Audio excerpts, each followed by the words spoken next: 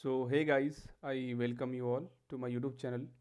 आज जो टॉपिक मैं डिस्कस करने जा रहा हूँ, जो कंटेंट आपके लिए लाया हूँ, आप सभी के लिए बहुत इंपॉर्टेंट होगा। आज मैं डिस्कस करने जा रहा हूँ इंडिया की सारी जो जॉब्स हैं उसके बारे में, जो एसएससी कंडक्ट करती है या फिर यूपीएससी या फिर रेलवे रिक्रूटमेंट बोर्ड या वो बैंकिंग एग्ज़ाम हो। तो सारे क्षेत्रों को मैं कवर करने वाला हूँ आज इस वीडियो में, बने रहिएगा। So let's start. पहले आपको बताना ये बहुत जायज़ होगा कि एसएससी बहुत सारे एग्ज़ाम्स कंडक्ट करती है। साथ ही साथ ये बताते चलूँ कि यहाँ पे पे लेवल क्या होता है और बेसिक पे का मतलब क्या होता है और अप्रॉक्स इन हैंड सैलरी का मतलब क्या होता है और जो कैटेगरी है सिटी वाइज वो क्या होता है।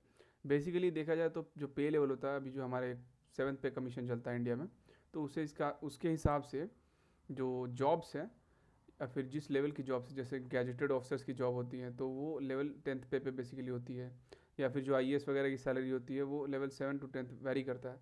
जैसे आप देखते होंगे कि आईएएस का सैलरी और एक कांस्टेबल का सैलरी, उसमें बहुत डिफरेंस होता है।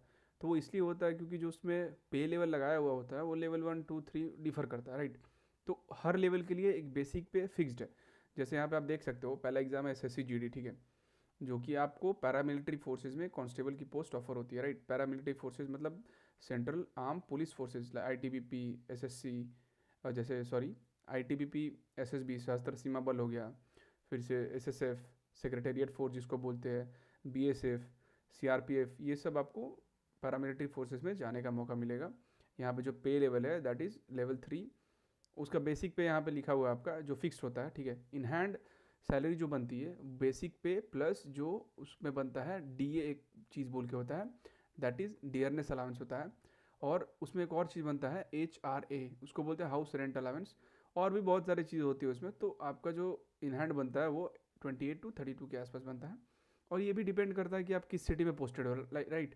एक्स सिटी, वाई सिटी या फिर जेड सिटी। जैसे टॉप टीयर सिटीज़ होती है, मेट्रो सिटीज़ एक्स में आती हैं, वाई टियर 2 सिटीज़, जेड मतलब टियर 3 सिटीज़, लाइक जहाँ पे आपकी एक्सपेंसेस कम हो सकती हैं। जैसे फॉर एग्जांपल आपको बताएं कि अगर आप आईटी सेक्टर में हो और बेंगलुरु जा रहे हो, तो लाइक आपका जो एक्सपेंसेस होगा मंथ का वो बहुत ज़्यादा होगा।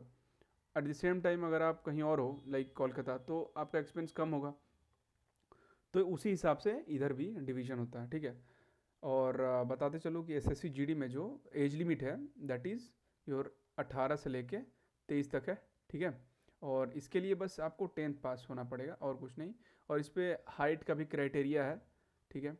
हाइट जहाँ पे 170 सेंटीमीटर हाइट चाहिए, हाइट का क्राइटेरिया होता है। उसका फिजिकल टेस्ट वगैरह भी होता है इसमें। अब बात करते हैं एसएससी एमटीएस मल्टीटास्किंग स्टाफ, ठीक है। इसमें आपका एज का क्राइटेरिया है 18 to 25, ठीक है। बताते चलूँ कि इसमें जो एज का क्राइटेरिया होता है, बहुत सारे जो कास्ट होते हैं जिस बेसिस पे, ठीक है, और पोस्ट के बेसिस पे भी उसमें बहुत सारे प्रोविजंस है कि आपको छूट मिले थोड़ा बहुत। मल्टीटास्किंग स्टाफ का जो पे लेवल है लेवल 1 है। इसका बेसिक पे फिक्स लेवल उन पे 18,000, और जो आपका बन के आएगा सैलरी वो यहाँ पे लिखा हुआ है। अगेन यहाँ पे XYZ में डिवीज़न है, ठीक है। अब एसएससी CHSL की बात करते हैं, कंबाइंड हायर सेकेंडरी लेवल। ये एग्ज़ाम आप दे सकते हो कब? जस्ट आफ्टर योर 12th, ठीक है। यहाँ पे लोअर डिविजनल क्लर्क या फिर आप सॉर्टिंग असिस्टेंट बन सकते हो, जूनियर सॉर्टिंग असिस्टेंट, ठीक है। डीईओ होता है, data entry operator, grade A भी बन सकते हो। यहाँ पे पोस्ट वाइज जो लेवल सेट किया गया, पोस्ट वाइज जो ये लेवल 2 पे आता है और डेटा एंट्री ऑपरेटर लेवल 4 पे आता है। इसका बेसिक पे भी आप सेट किया हुआ आप देख सकते हो। तो इसका जो एज क्राइटेरिया है दैट इज़ 18 से लेके 27 तक, ठीक है। आपके वो कास्ट पे भी डिपेंड करता है। अगर आप general OBC, schedule caste, schedule tribe, CWS वगैरह से होते हो तो उस पर थोड़ा बहुत डिफरेंस आता है कास्ट का, राइट। अब तीसरा बात करते हैं स्टेनोग्राफर। स्टेनोग्राफर से क्या समझ आता है आपको कि टाइपिंग वगैरह का कुछ काम है, ठीक है। तो यहाँ पे ग्रेड D ग्रेड C दो चीज़ आती है अलग अलग पे बैंड के साथ। तो लेवल 4 का पे यहाँ पे, लेवल 6 का पे यहाँ पे है, ठीक है। इसका जो एज क्राइटेरिया है वो लोअर लिमिट 18 ईयर्स है, ठीक है। अपर लिमिट ग्रेड C के लिए है, ग्रेड C के लिए 30 ईयर्स, और ग्रेड D के लिए 27 ईयर्स। ये है अपर लिमिट आपका, ठीक है। अब बात करते हैं CGL। आप सबने सुना ही होगा CGL का नाम। CGL बहुत ही एक चर्चित एग्ज़ाम है जिसको आप ग्रेजुएशन के बाद दे सकते हैं, ठीक है। जिसमें आपको बेसिकली बहुत अच्छे अच्छे पोस्ट मिलते हैं। इस एग्ज़ाम को मिनी IAS भी बोला जाता है। यहाँ पे ASO that is assistant section अफसर MEA में आपको मिलता है, मिनिस्ट्री ऑफ एक्सटर्नल अफेयर्स। आप भारतीय राजदूत में बहुत सारी देशों में काम करने का आपको मौका मिल सकता है। उसके साथ ही आपको इनकम टैक्स इंस्पेक्टर बनने का भी मौका मिल सकता है। और यहाँ पे CBIC या फिर प्रिवेंटिव में जा सकते हैं आप, इनकम टैक्स में जा सकते हैं। CBI में आप सब इंस्पेक्टर बन सकते हैं, जैसे नारकोटिक्स ब्यूरो भी है, ठीक है। बहुत सारा चीज़ है यहाँ पे। यहाँ पे जो पे लेवल देखने मिलेगा दैट इज़ लेवल 7 और उसका फिक्स्ड पे है। और इन हैंड आप 60-73 या फिर बहुत सारे अलाउंसेस भी होते हैं इस पोस्टिंग्स के साथ, वो आप खुद देखना चाहें तो आप बहुत अच्छे से देख सकते हैं। एक वीडियो में ये सब कवर करना शायद बहुत ज़्यादा हेक्टिक हो जाएगा। और नेक्स्ट एग्ज़ाम है CGL का एज आपको बताते चलें कि मिनिमम एज इज़ 18 और मैक्सिमम इज़ 32। और ये पोस्ट वाइज जब वैकेंसी निकलती है ना, तो उसके हिसाब से ये आपको लिखित में दिया जाता है। आप किसी भी कोर्स से बैचलर्स किए हों, इसका यही क्वालिफिकेशन है, बैचलर्स, बस बैचलर्स, कोई भी कोर्स हो उससे फ़र्क नहीं पड़ता है, बस एक आपके पास UG डिग्री होना चाहिए एक रिकॉग्नाइज्ड यूनिवर्सिटी से। अब नेक्स्ट एग्जाम है SSC CPO, ठीक है, सब इंस्पेक्टर पुलिस। और CAPF मतलब central armed police forces, basically paramilitary forces. और दिल्ली पुलिस में आपको सब इंस्पेक्टर की पोस्ट मिलेगी। ये बहुत ही अच्छा एग्ज़ाम होता है। इसमें लेवल 6 पे लेवल है, ठीक है, उसका फिक्स्ड पे यहाँ पे है।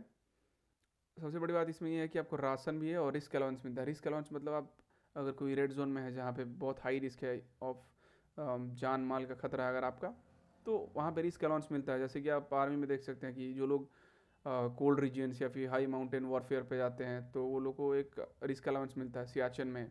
या फिर आप बोलिए जम्मू कश्मीर में जो लोग राष्ट्रीय राइफल्स में पोस्टेड हैं या फिर जो लोग पैरासेफ में पोस्टेड हैं, तो उन लोगों को मिलता है SF का।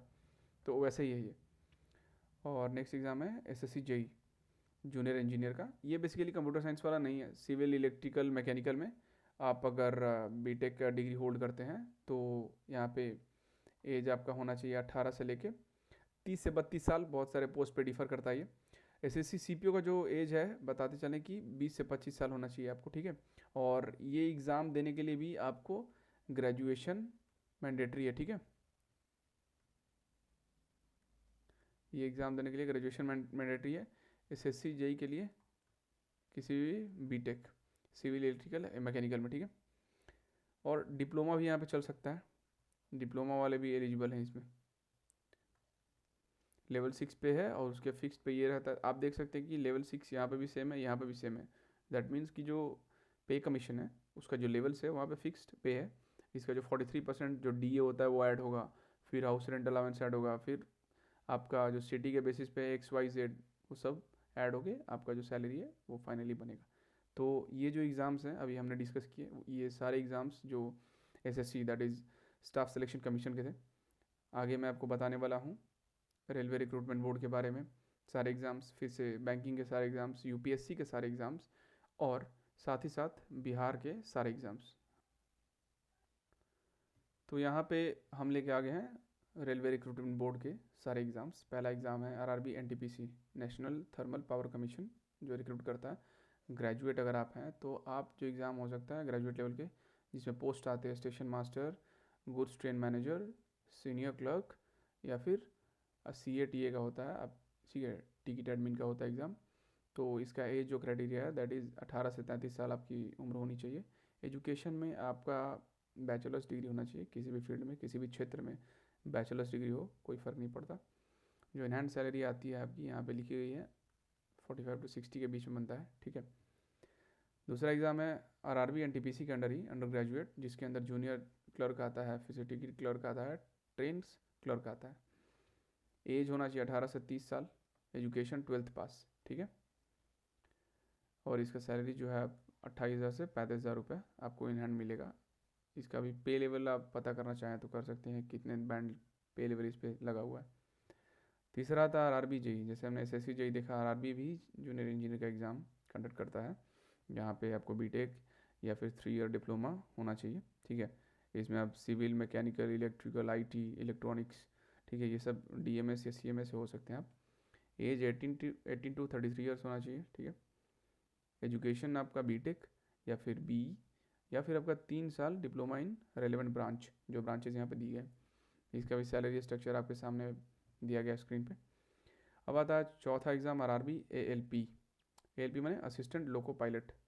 ये बहुत एग्ज़ाम है, जैसे ट्रेन के जो ड्राइवर्स होते हैं उनका एग्ज़ाम है ये। आपको बहुत अच्छी अच्छी ट्रेन चलाने मिल सकती है। एज उसका 18 to 30 ईयर्स होता है। एजुकेशन, ठीक है, एजुकेशन 10th पास होना चाहिए।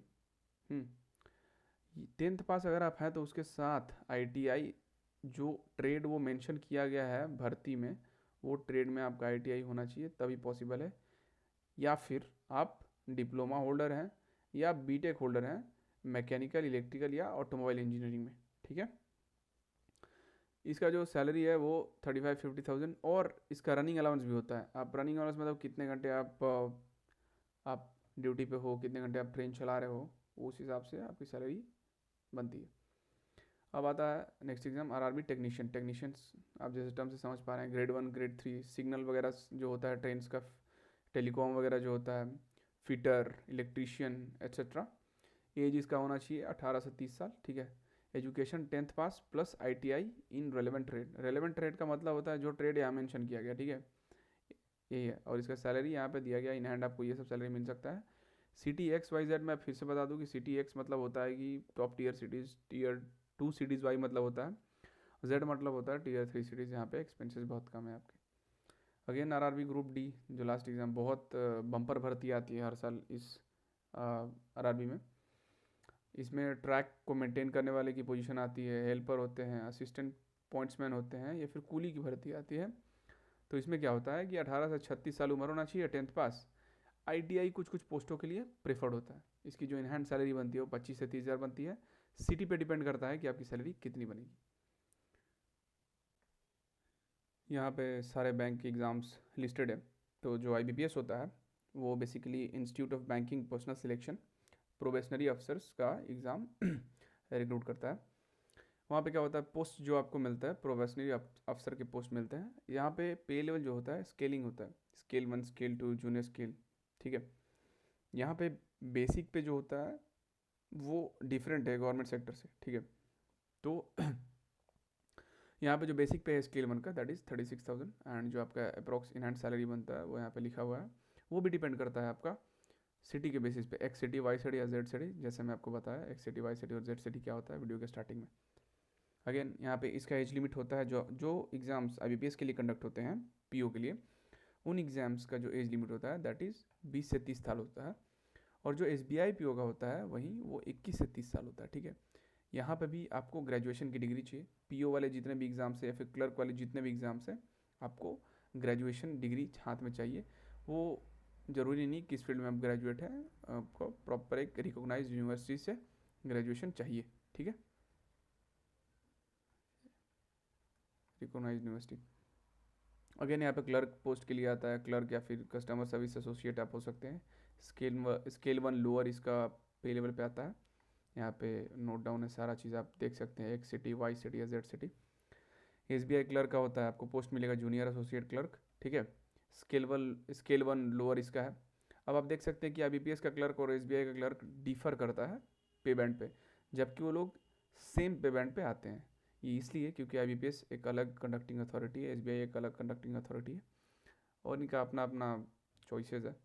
तो किस हिसाब के पॉक्स आपको मिलते हैं वो उनका अपना पर्सनल जो बोर्ड है उसका चॉइस है। तो ये लिखा गया है।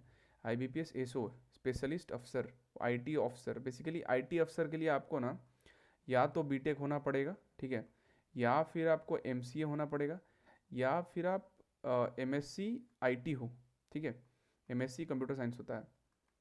ये हो सकता है 3 चीज़, इन्हीं के बेसिस पे आपका होगा। और इसका भी एज वही 20 से 30 साल के बीच में होगा। यहाँ पे स्केल 1 पे इसका रेटेड है ये पे लेवल, और यहाँ पे लिखा हुआ है। यहाँ पे टेक्निकल अलाउंस भी मिलता है आपको,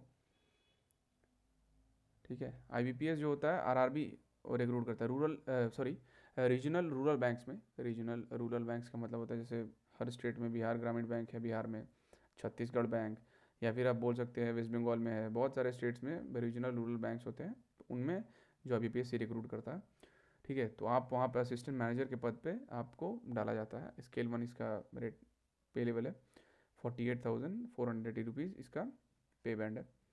इन हैंड आपको इतना मिलता है based on the cities X Y and Z. And the last exam जो बैंकिंग सेक्टर में है आरबीआई ग्रेड बी, ये एक ऐसा एग्ज़ाम है, अगर किसी का निकल जाए तो शायद उसका भाग्य खुल जाए, क्योंकि ये एग्ज़ाम नहीं है, बस ये लाइक एक बहुत ही अपर लेवल एग्ज़ाम है। अगर इसको कोई निकालता है दैट मीन्स एक बहुत बड़ी बात होती है। एग्ज़ाम यूजुअली हार्ड भी होता है ये, और बहुत ही अच्छे सुविधाएं देता है एक विद्यार्थी जो इस एग्ज़ाम को निकालते हैं। आप एक अंदाज़ा लगा सकते हैं कि लेवल 10 पे स्केल पे बैंड है। अभी तक मैंने जितने भी एग्ज़ाम्स आपको बताई हैं, चाहे वो CGL हो या फिर आपको CHSL हो, स्टेशन मास्टर हो, कोई भी लेवल 10 पे आपको नहीं दे रहा था, ये दे रहा है। लेवल 10 पे अगर आपको बेसिक पे 55,200 मिल रहा है, दैट मीन्स आपका इन हैंड जो बेसिकली आता है, ये एवरेज दिखा रहा है, सब मिला जुला के आपको 1 लाख के पार ही आता है। सो ये जितने भी एग्ज़ाम्स थे बैंक्स के थे, UPSC द्वारा कंडक्ट किए गए सारे एग्ज़ाम्स लिस्टेड हैं यहाँ पे। यूनियन पब्लिक सर्विस कमीशन पहला जो एग्ज़ाम है वो है CSE, सिविल सर्विसेज एग्जामिनेशन, जिसके लिए IAS IPS या फिर IFS IRS बहुत सारी सर्विसेज होती हैं, ठीक है। और हर साल एक बार आता है ये एग्ज़ाम साल में।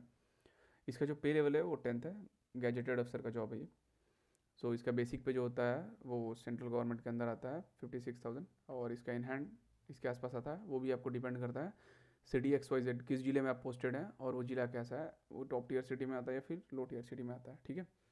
इसमें जो सबसे देखने वाली बड़ी बात है, जो जनरल कैटेगरी होती है उसके लिए जो नंबर ऑफ़ अटेम्प्ट्स मिलते हैं वो है 6, ठीक है। जो OBC कैटेगरी है उसके लिए जो नंबर ऑफ़ अटेम्प्ट्स मिलते हैं वो है 9, ठीक है। अब यहाँ पे जो और भी कैटेगरीज हैं SC ST PWD या फिर जो भी हैं, उनके लिए अनलिमिटेड अटेम्प्ट्स है, ठीक है। ये जो दो कैटेगरी हैं इनको सिर्फ लिमिटेड अटेम्प्ट्स मिलते हैं, और बाकी कैटेगरीज को अनलिमिटेड अटेम्प्ट्स मिलते हैं। यहाँ पे एज लिमिट की भी जो क्राइटेरिया है वो बहुत ही अच्छी है। जो लोग निचले कद के कास्ट में आते हैं, जैसे आप देखें तो जनरल का जो कास्ट का लोअर लिमिट है और अपर लिमिट है वो है 21 to 32, ठीक है। उसमें आपको 6 अटेम्प्ट्स मिलेंगे। अब यहीं अगर बात करें OBC की, तो एज लिमिट अपर उसकी बढ़ा के कर दी गई है 35, ठीक है। और अगर आप SC ST से हैं तो आपकी जो अपर लिमिट है वो हो जाएगी 42। आप देख सकते हैं इतना बड़ा डिफरेंस, ठीक है। अनलिमिटेड अटेम्प्ट्स के साथ SC ST 42। PWBD है आपका पब्लिक वर्क्स डिपार्टमेंट जो होता है, उसके लिए है 42 ईयर्स, ठीक है। अब आते हैं UPSC CAPF, central arm police forces, paramilitary forces, जैसे BSF CRPF CISF ITBP SSB। Assistant commandant का पोस्ट आता है, ठीक है। ये भी एक बहुत ही ऊंचे लेवल का पोस्ट है। तो यहाँ पे जो लेवल 10 पे होता है 56,100 आपका बेसिक पे है। उसके साथ साथ इसके जो पर्क्स है बहुत अच्छे हैं। आपको इन हैंड इतनी सैलरीज मिलेगी, रिस्क अलाउंस मिलता है, आप किस सेक्टर में पोस्टेड, जैसे BSF वाले लोग, बॉर्डर सिक्योरिटी फोर्स वाले जो लोग हैं, वो अगर रेड जोन में पोस्टेड है, जैसे जहाँ पे बहुत खतरा है, तो उनको रिस्क अलाउंस मिलता है। CRPF वाले लोग, सेंट्रल रिजर्व पुलिस फोर्स, जो बेसिकली नक्सल प्रभावित इलाके में जाते हैं, जैसे छत्तीसगढ़ या फिर आप देखें आंध्र प्रदेश के कुछ इलाके, तो वहाँ पे उनको रिस्क अलाउंस मिलता है। CISF central industrial security force होती है, ये बेसिकली देश में सुरक्षा के लिए तैनात है। बहुत सारे जगह पे, जैसे म्यूजियम्स हो गया या फिर एयरपोर्ट्स हो गया, वहाँ पे CISF है। ITBP है, इंडो तिब्बतियन बॉर्डर पुलिस। ये बेसिकली आपको देखने मिलेगा नेपाल और भारत के बॉर्डर के आसपास, ठीक है। ITBP के जवान तैनात होते हैं, और ये सशस्त्र सीमा बल, ये भी उधर ही देखने मिलेंगे, ठीक है। तो इसमें भी आपका डिपेंड करता है XYZ किस सिटी में आप पोस्टेड है। और नेक्स्ट एग्जाम है UPSC CDS, combined defence services, ठीक है। आप इससे डायरेक्टली आर्मी, नेवी या फिर एयरफोर्स में अफसर बनेंगे, और आपको ट्रेनिंग के लिए यहाँ पे Indian military academy, Naval academy में भेजा जाएगा। आप एयरफोर्स में अगर जाइएगा तो आपको फ्लाइंग अफसर का पोस्ट मिलेगा। यहाँ पे लेवल 10 इसका पे है 56,100 इसका बेसिक पे है, और जो यहाँ पे इन हैंड बनता है वो यहाँ पे दिखाया गया। इसमें बहुत सारे आपको अलाउंसेस मिलेंगे जो कि यहाँ पे लिखित नहीं है, जितना हो सका उतना मैंने फेच किया है। बट यस, ये जो सैलरी इन हैंड होती है वो 1 लाख के पार होती है, ठीक है।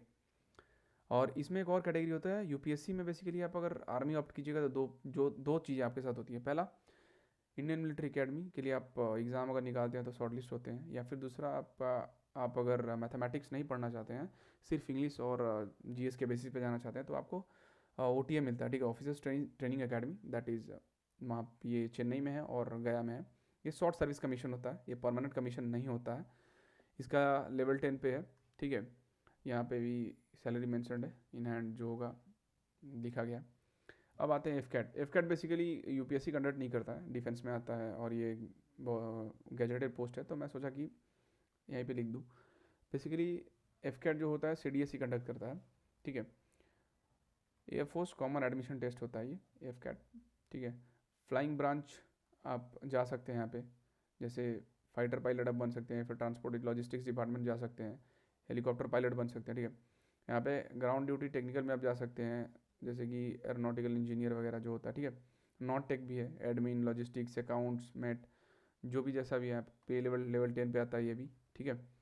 यहाँ पे इनहैंड सैलरी 68-82 के आसपास और टेक्निकल अलाउंस उसके साथ आपको मिलती है, और ये भी based upon the city which in which you are posted, ठीक है।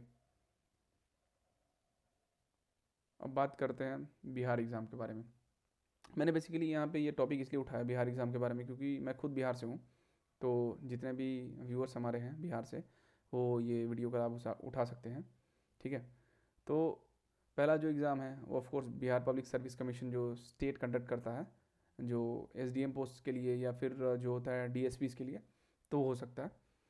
ये साल में एक बार होता है, ठीक है। बहुत सारी पोस्ट आती हैं, एसडीएम, डीएसपी, ब्लॉक डेवलपमेंट अफसर, ठीक है। ये यहाँ पे लिखा गया। एज इसका जो है 20-37 ईयर्स होना चाहिए, lower limit is 20, upper limit 37 years, ठीक है। जनरल मेल के लिए यहाँ पे एज लिखा गया है, ठीक है। जनरल फीमेल के लिए भी एज लिखा गया है। यहाँ जो स्टेट कंडक्टेड एग्जामिनेशंस होते हैं, यहाँ पे बहुत बारीकी से आपको जो फॉर्म निकलता है या फिर जो रिक्रूटमेंट नोटिस जारी होता है, बहुत अच्छे से पढ़ना होता है। बहुत सारी बारीकियाँ, आपको बहुत अच्छा एज भी देता है इस पर। ग्रेजुएशन एजुकेशन की बात करें तो ग्रेजुएशन फाइनल ईयर अलाउड है, या फिर आप ग्रेजुएट हैं तो भी अलाउड है। आप समझ सकते हैं कि आप जस्ट बिलो दी आईएएस आप काम कीजिएगा, बीपीएससी, ठीक है। इसमें भी प्रीलिम्स, मेंस और इंटरव्यू होते हैं। अभी तो बीपीएससी बहुत आसान हो गया, क्योंकि यहाँ पे ऑप्शनल सब्जेक्ट जो है उसको हटा दिया गया। ऑप्शनल पेपर को मेरिट पेपर नहीं किया गया, ऑप्शनल पेपर को सिर्फ और सिर्फ क्वालिफाइंग घोषित कर दिया गया है, जैसे हिंदी होता है, ठीक है। पे लेवल यहाँ पे दिखाया गया है 60-75 के। ये भी आप किस डिस्ट्रिक्ट में पोस्टेड है उस हिसाब से। जैसे अगर आप बिहार की बात करें तो आप सिटी एक्स पे ले सकते हैं पटना, तो आपका इतना सैलरी होगा, क्योंकि वहाँ पे एक्सपेंसेस ज़्यादा होगा। आप उसी हिसाब से सिटी वाई पे जा सकते हैं, ठीक है। बिहार जुडिशरी का एग्ज़ाम होता है सिविल जज, ठीक है। ये पता नहीं कैसे आ गया यहाँ पे बट ये बहुत रेयर है कि एजुकेशन एलएलबी होना चाहिए आपको, ठीक है। You can pursue 3 year LLB after BTech and appear from, ये मैं इसलिए आ गया है क्योंकि मैंने बीटेक डाला हुआ था अपना क्वालिफिकेशन कि मैं बीटेक जुलाई में कंप्लीट करूँगा, तो उस हिसाब से ये ला के दिया है। इसका एज होना चाहिए 22-35 ईयर्स, ठीक है। इसका जो पे बैंड है वो यहाँ पे दिया गया है, और XYZ के हिसाब से आपको फिर से दिया गया। तीसरा जो एग्ज़ाम है बिहार पुलिस सब इंस्पेक्टर, ठीक है। ये one of the most in demand jobs बोला जाए, अच्छा खासा वैकेंसी आता है इस पर। यहाँ पे आप सब इंस्पेक्टर बन सकते हैं होम डिपार्टमेंट में, जो बिहार के होम मिनिस्टर के अंडर आता है, प्रोहिबिशन डिपार्टमेंट या विजिलेंस में, ठीक है। एज है 20-37 ईयर्स जनरल मेल के लिए, फीमेल्स के लिए 20-40 है, ठीक है, general. Education graduation final year allowed यहाँ पे तो लिख तो रहा है, but I think this is wrong, क्योंकि फाइनल ईयर अलाउड नहीं है। मैंने इसी साल कोशिश किया था भरने का, बट भर नहीं पाया, ठीक है। यहाँ पे हाइट वाइट भी मांगा जाता है कि हाइट आपका 165 सेंटीमीटर होनी चाहिए जनरल। ओबीसी या SC ST जो कास्ट है उनके लिए बहुत छूट है, वो यहाँ पे नहीं लिखे। आप जब फॉर्म आएगा तो पता कर लीजिएगा। चेस्ट जो है वो आपका 81-26 सेंटीमीटर होना चाहिए, रनिंग माना जाता है, ठीक है। यहाँ पे physical PFT physical fitness test आपका लिया जाता है। पे बैंड यहाँ पे लिखा हुआ है आपका 50-60,000 यहाँ पे आपको सैलरी मिल सकती है। अब बीपीएससी असिस्टेंट इंजीनियर का पोस्ट है सिविल मैकेनिकल इलेक्ट्रिकल को लेके, ठीक है। अगर आप बीटेक रेलेवेंट ब्रांच में किया है, लाइक सिविल मैकेनिकल या इलेक्ट्रिकल में, और आपका जो एज है 21-37 ईयर्स में आता है, और अगर आप फीमेल भी हैं तो आपका एज 21-40 ईयर्स में आपको एक थोड़ा सा छूट मिलता है, तो आप इसमें जा सकते हैं, ठीक है। सैलरी जो यहाँ पे लिखा हुआ है, सैलरी एक बहुत इंपॉर्टेंट एस्पेक्ट है किसी भी जॉब का, इसीलिए यहाँ पे सैलरी लिखना बहुत ज़रूरी है। वरना क्या होता है ना कि आप बता तो देते हैं सारी चीज़ें, बट एट दी एंड वो जॉब अगर सेटिस्फाइंग भी रहे, अगर आपको जॉब सेटिस्फाइंग लग रहा है, उसके बाद भी आपको उसका पे जो है वो आपको अलाउ नहीं कर रहा है कि आप जो चीज़ें चाह रहे हैं जीवन में करना वो हो जाए, तो फिर इंसान को लगता है कि ये एक बहुत ही वेस्ट चीज़ है जिसमें मैं आया हूँ। तो इसीलिए सैलरी एक्सपेक्टेशन रखना बहुत ही अच्छी बात है, और इसीलिए मैंने यहाँ पे सारे गवर्नमेंट एग्ज़ाम्स के सामने सैलरी स्ट्रक्चर बता दिया है। उसी के आसपास, एग्जैक्ट तो नहीं, बट उसी के आसपास आपको सैलरी मिलेगी। अब आया बीपीएससी प्रोजेक्ट मैनेजर के बारे में।